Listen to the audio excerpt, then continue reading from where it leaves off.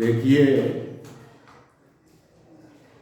सबसे पहले विचार करते हैं कि जैसे अतीक और अशरफ की हत्या पुलिस कस्टडी में हुई है, यह एक चिंता का विषय भी है और निंदनीय भी है। अब सवाल ये पैदा होता है कि हत्या क्यों हुई और कैसे हुई। तो देखिए, हत्या की जो विवेचना होती है वो 3 बिंदुओं पर केंद्रित होती है। गाय बगाए कोई चौथा बिंदु सामने आता है, अदरवाइज यही 3 बिंदु विवेचना के लिए पर्याप्त होते हैं और इन्हीं में से कोई एक कारण हत्या का होता है, जिनमें पहला कारण है जर, दूसरा जोरू और तीसरा जमीन।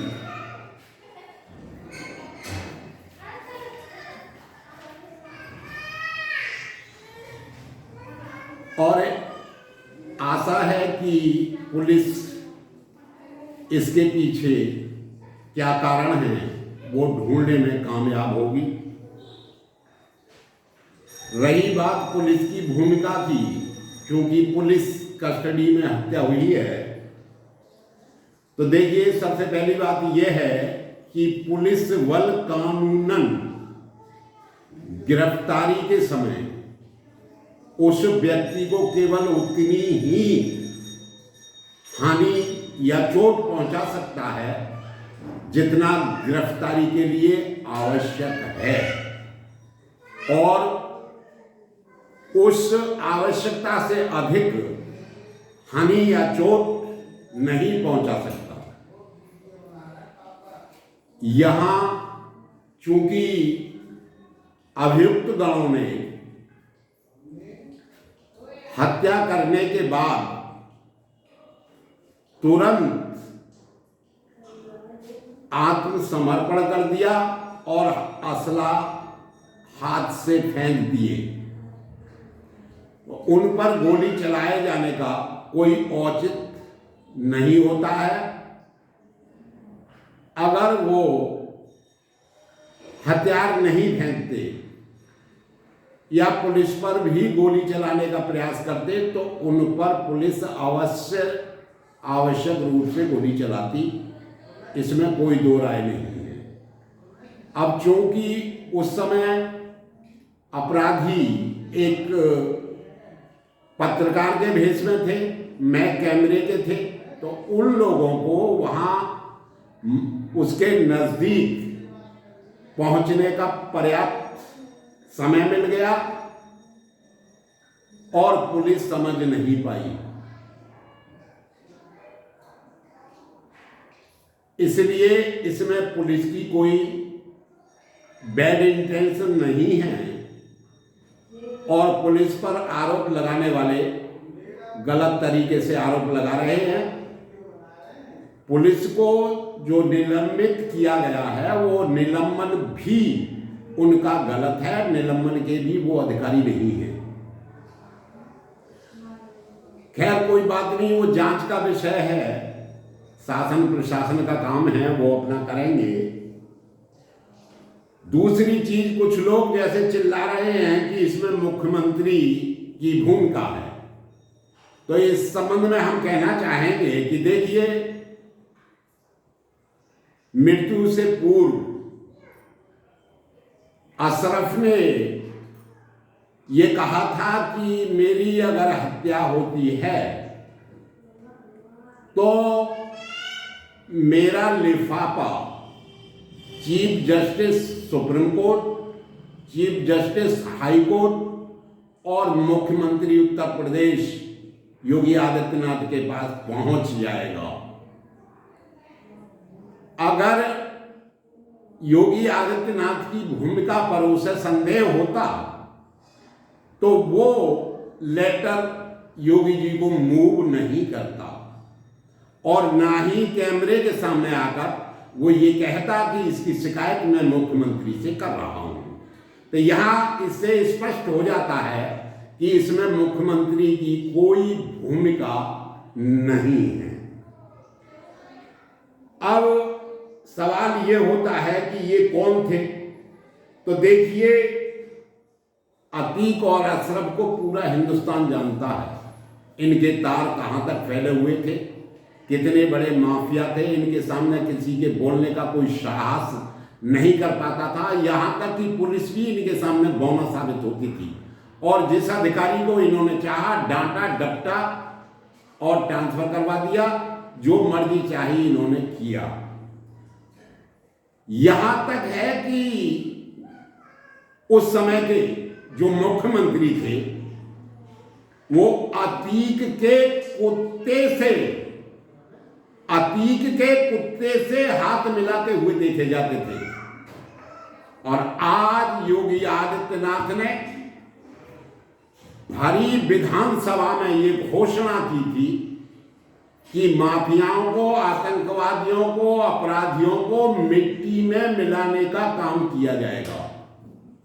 और इस बात को पूरा देश जानता है कि योगी जी जिस बात की घोषणा करते हैं उस काम को करते भी हैं, इसमें कोई डाउट नहीं है।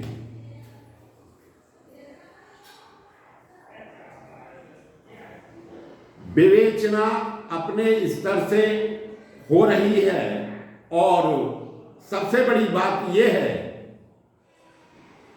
कि जो हत्यारे हैं, जो अपराधी हैं, जिन्होंने गोली चलाई है, हत्या की है,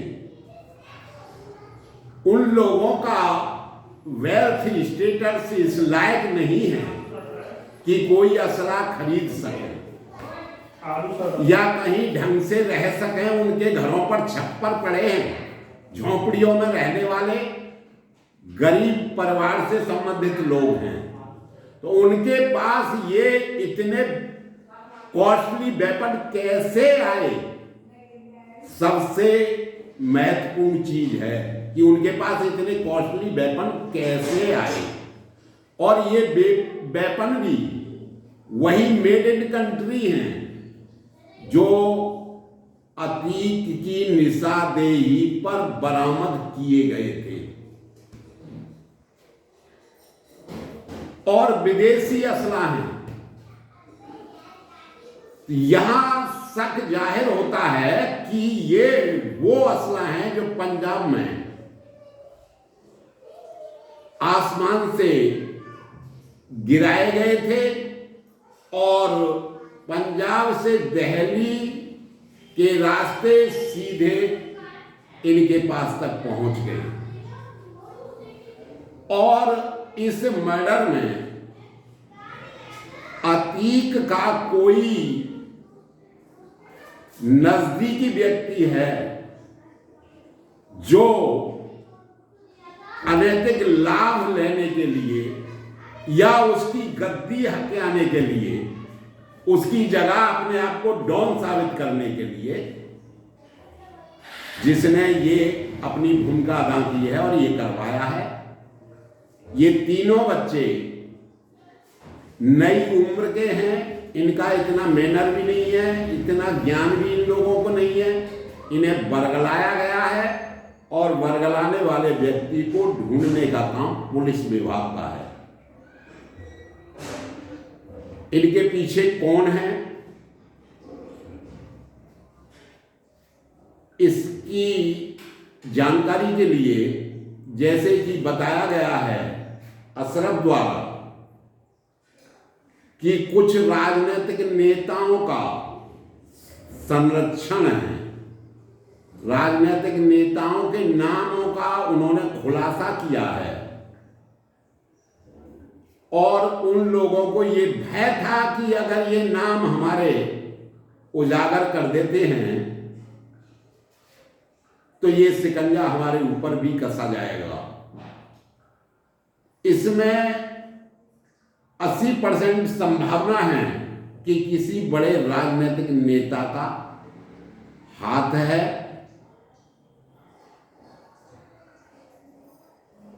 दूसरी चीज,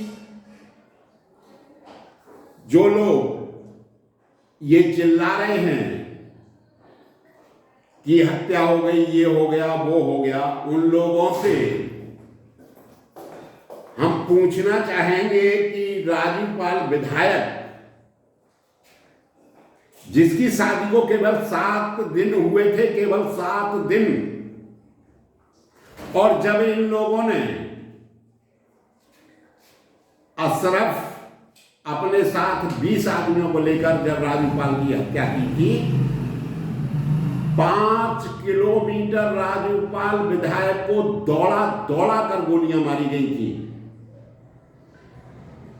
कितनी दर्दनाक घटना होगी, अंदाज लगा लीजिए। उसके बाद जब गोली खाने के बाद उसके सहयोगी उसे हॉस्पिटल लेकर गए, तो फिर इसके सहयोगियों ने अतीक अहमद को जेल में फोन किया कि वो जिंदा है, और अतीक का जैसे फोन आया तो अशरफ फिर दोबारा हॉस्पिटल लेकर के अपने आदमियों को पहुंचा और वहां जाकर ताबड़तोड़ गोलियां चलाकर उससे मौत की नींद सुला दिया। अब सोचिए कितनी दर्दनाक घटना उसके साथ हुई है। दूसरे 7 दिन शादी को होने के बाद जो लड़की विधवा हुई है, उसके दिल पर क्या बीता होगा, ये कभी किसी ने सोचा है?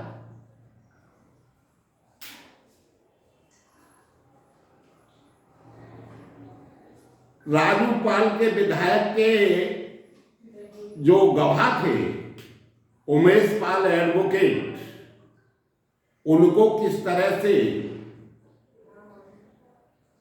हत्या की गई, ये जग जाहिर है। भाई, जब आप दूसरों की हत्या करोगे तो आपके साथ तो कुछ ना कुछ होना ही है। दूसरी चीज, हमारा मानना यह है, जो व्यक्ति दूसरी की संपत्ति अवैध रूप से हत्याता है, वो संपत्ति रखने का अधिकार खो देता है। जो दूसरों की हत्या करता है, वो अपने जीवन जीने का अधिकार खो देता है, और जीवन सुरक्षा का अधिकार धारा 100 से लेकर 103 तक वर्णित है। जो संविधान की दुहाई देते हैं, उन लोगों को ध्यान रखना चाहिए कि इन सेक्शनों पर भी ध्यान दे लेना चाहिए। और ये संविधान की दुहाई देने वाले लोग केवल अफजल गुरु, अतीक और अशरफ जैसे लोगों को ही मुसलमान क्यों मानते हैं?